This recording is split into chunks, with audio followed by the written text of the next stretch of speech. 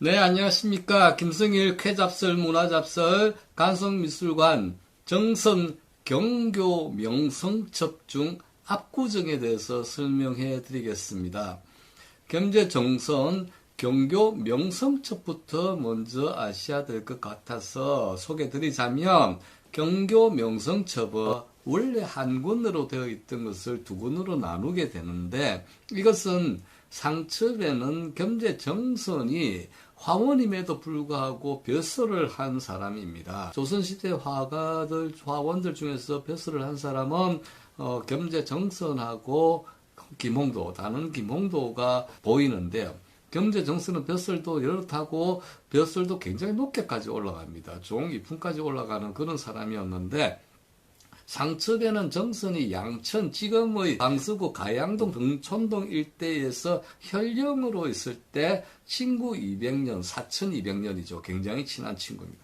그래서 사천 200년은 시의 대가였습니다. 그때.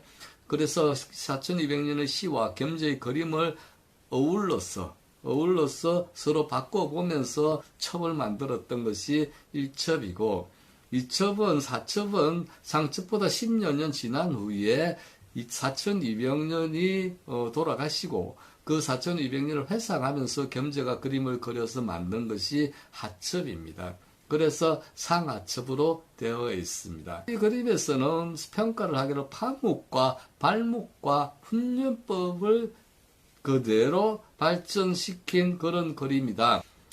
좀 어려운 그림에서 쓰는 말인데 파묵이란 먹빛의 농담이 서로 침투하여 매끄럽게 생기 있는 효과를 만들어내기 위함이 되는데 압구정 그림에서도 보면은 이런 파묵법이 나타납니다. 먹빛의 농담을 활용해서 원근을 표시하는 그런 것이고요. 발묵이라는 것은 먹을 뿌린 것처럼 해서 번지는 효과, 먹이 한지에서 퍼지는 효과를 갖다가 활용하는 것을 파묵이라고 합니다. 그 훈련법은 붓질을 여러 번 하고 그 해서 얻은 부분을 나타내고 또 도드라진 부분은 붓질을 덜 하고 그래서 그 명암을 주기 위해서 쓰는 법입니다. 파묵, 발묵, 훈련법. 이게 제가 설명하는 이유는 그림에서는 자주 나옵니다. 그런데 거기에 대한 설명을 잘 안 합니다.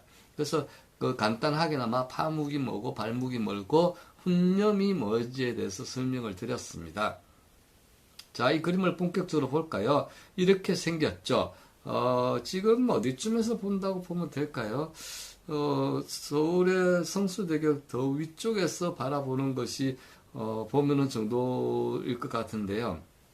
자, 그림 하나하나에 등장하는 물체에 대해서 설명을 해드리자면 이게 물론 그림의 중심에는 압구정이 있겠죠. 압구정이 앞자가 익숙할 앞자도 되지만 희롱할 앞자도 됩니다. 그래서 구라는 것은 갈매기 구자죠. 그래서 갈매기를 희롱하다, 갈매기와 놀다 이렇게 표현할 수 있는 것이 압구정입니다. 여기에서 중심에 압구정이란 정이 있고요. 그 다음에 요게 아마도 옥수동, 금호동 근처일 거라고 간성미술관에서는 이야기를 하고 있고요. 그 다음에 요게 남산 위에 저 소나무에서 남산에서 소나무가 하나 있는 것처럼 그려놓은 것 같습니다. 그 다음에 저 멀리 보이는 것이 삼각산, 북한산이죠. 북한산을 그려놓은 것 아닌가 이야기를 하고 있고 그 다음에 이것이 우면산 정도 아니겠는가 그리고 간성미술관 설명하고 있습니다. 그런데 이거는 독특하게는 자, 그 조선시대 때 한양이면 사실은 경복궁을 중심으로 이렇게 고관 대작들이 집이 배치가 되는데 이거는 거기에서 굉장히 멉니다. 지금은 뭐 차 타고 금방 가지만 옛날에 굉장히 먼 곳에 보면 이렇게 기와집들이 있다는 것은 여기가 경치가 빼어나서 역대 권문세가들의 별장이 있었다. 별서라고 표현을 하죠. 별장이 있었던 것을 나타낸 거고 이걸 사실적으로 겸제가 그린 거 아니겠는가 하고 그렇게 생각됩니다. 그래서 압구정을 보면 압구정을 처음 지은 사람은 한명회죠. 뭐냐면 복선이라고 할까요? 나는 정치에 뜻이 없다. 하도 세조시대 때 악명이 높았나요? 그래서 세조를 등극시킨 1등 공신이지만 그렇게 좋은 평가를 못 받은 사람으로서 그래서 한명에는 압구정을 지어서 물러난다는 의미를 지니는 그런 바깥에 대한 상징적 표현이어서 갈매기와 친하게 지내는 정자란 뜻이라고 말씀을 제가 드렸는데요. 자, 이 압구정은 지금 현재는 현대 아파트 72동하고 74동 사이에 있는데 찾기는 쉽지 않습니다. 여기에 이제 지승만 하나 놓아져 있는데요. 한번 관심 있으신 분은 압구정동 현대 아파트에 가셔가지고 한번 찾아보세요. 찾아보시면 저 자리가 압구정 자리였구나 싶는데 잘 구별을 못하실 겁니다. 그런데 중요한 것은 이 압구정이란 이름을 한명회가 지은 게 아닙니다. 누가 지었냐면, 자, 한명회는 만년에 별장을 지는데 명나라 문인 예겸을 여기에 초청을 하는데, 예겸이 여기에서 갈매기와 논의는 정자 이런 의미로서 한가함을 상징하기 위해서 지어준 이름이 압구정입니다.